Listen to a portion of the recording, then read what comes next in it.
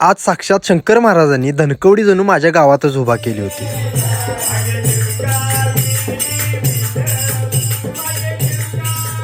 प्रकट दिनाचं औचित्य होतं आणि मनात एक इच्छा होती, धनकवडीला जायचं आणि महाराजांच्या चरणी नतमस्तक व्हायचं. पण नियतीनं काही वेगळंच ठरवलं होतं. धनकवडीला काय जाता आलं नाही, पण म्हणतात ना, देव भक्तासाठी काहीही करू शकतो आणि तसंच झालं. आमच्या गावातच सुधीर पाटील आणि संग्राम पाटील या दोन्ही भावांनी त्यांच्या घरी महाराजांचा प्रकट दिन साजरा केला होता. रात्री भक्तिमय भजनाचा कार्यक्रम झाला आणि त्या वातावरणात भक्तीचं एक वेगळं विश्व निर्माण झालं होतं. अंगावरती काटे येत होते आणि त्या क्षणी वाटलं, धनकवडीला गेलो नाही तरी काय झालं, शंकर महाराज स्वतः माझ्या गावात आले आहेत. बोला जय शंकर आणि जाता फॉलो करायला विसरू नका.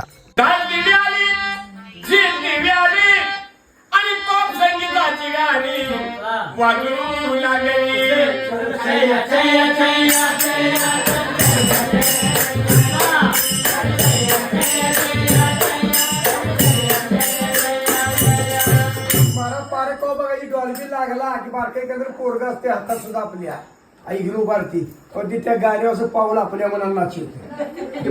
बोलू जाईल पाऊस संगीताचं बारका भाकरी तापडता जो क्रिकेट ऑलरेडी वाजला त्या पद्धतीने भाकरी तापडते.